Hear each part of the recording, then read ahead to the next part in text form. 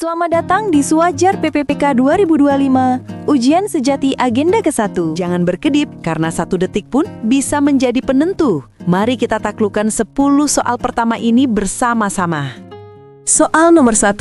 Seorang pejabat pemerintah yang bertanggung jawab atas pengadaan barang dan jasa memiliki saham mayoritas di sebuah perusahaan yang menjadi salah satu peserta tender. Situasi ini secara spesifik merupakan contoh dari A. Konflik kepentingan potensial karena belum ada keputusan. B. Konflik kepentingan aktual yang bersumber dari kepentingan bisnis atau finansial. C. Gratifikasi yang dikecualikan karena belum ada pemberian hadiah.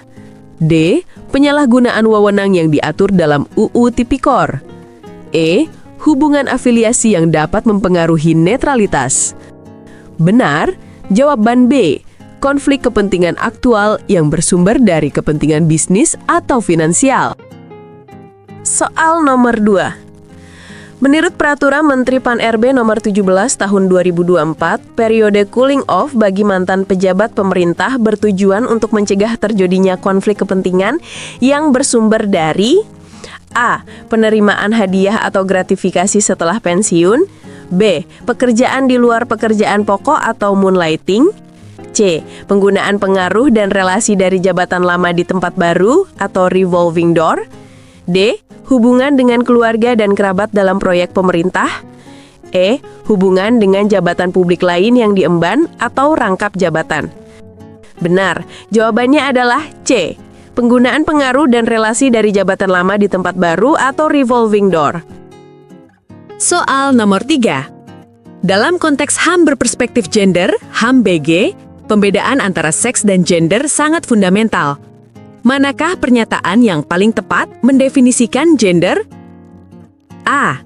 Perbedaan biologis dan fungsi reproduksi antara laki-laki dan perempuan yang bersifat kodrati. B. Karakteristik fisik primer dan sekunder yang membedakan pria dan wanita. C. Peran, status, dan tanggung jawab yang dibentuk secara sosial dan budaya yang dapat dipertukarkan. D. Identitas seksual yang melekat pada individu sejak lahir dan tidak dapat diubah. E. Hak asasi yang hanya dimiliki oleh perempuan karena kerentanan biologisnya. Benar. Jawabannya adalah C. Peran, status, dan tanggung jawab yang dibentuk secara sosial dan budaya yang dapat dipertukarkan. Soal nomor 4. Seorang ASN perempuan yang kompeten tidak dipertimbangkan untuk promosi ke jabatan pimpinan tinggi yang membutuhkan penempatan di daerah terpencil dengan alasan kasihan karena perempuan, nanti tidak ada yang mengurus keluarga. Sikap ini merupakan bentuk ketidakadilan gender yang spesifik berupa A. Subordinasi. B. Marginalisasi.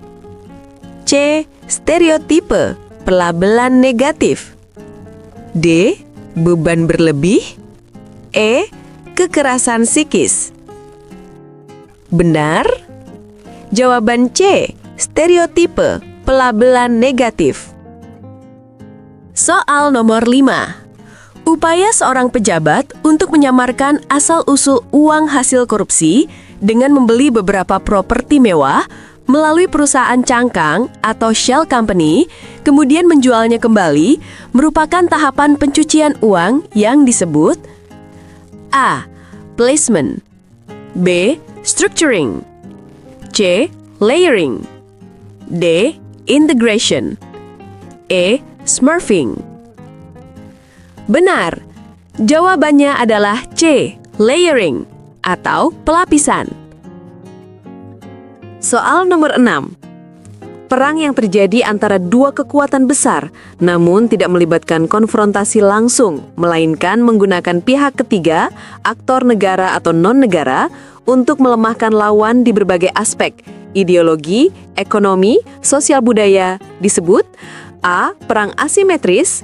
B. Perang hibrida. C. Perang proksi atau proxy war. D. Perang informasi. E. Perang generasi keempat. Benar? Jawabannya adalah C. Perang proksi atau proxy war. Soal nomor 7. Penetapan tanggal 20 Mei sebagai Hari Kebangkitan Nasional dilatar belakangi oleh peristiwa historis yang sangat fundamental dalam pergerakan kebangsaan, yaitu A. Kongres Pemuda II yang menghasilkan Sumpah Pemuda. B. Berdirinya organisasi Budi Utomo yang mengutamakan pendidikan dan kebudayaan. C. Pembentukan Perhimpunan Indonesia atau Indische Vereniging di Belanda. D. Pidato Soekarno mengenai Pancasila di depan sidang BPUPKI. E. Proklamasi Kemerdekaan Indonesia di Jalan Pegangsaan Timur 56. Benar. Jawabannya B. Berdirinya organisasi Budi Utomo yang mengutamakan pendidikan dan kebudayaan. Soal nomor 8.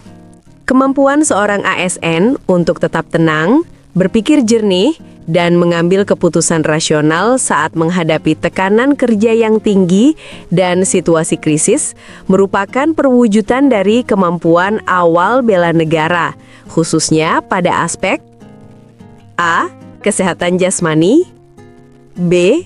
Kesiapsiagaan jasmani, C.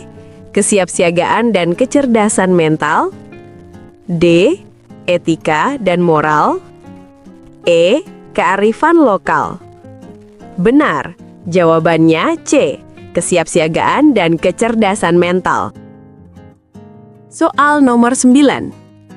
Dalam konteks analisis isu kontemporer, penyebaran berita bohong, hoax, yang sengaja dirancang untuk menciptakan kepanikan publik dan ketidakpercayaan terhadap pemerintah merupakan ancaman di bidang A.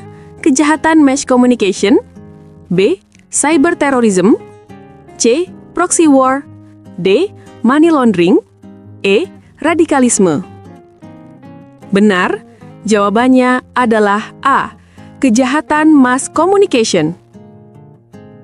Soal nomor 10.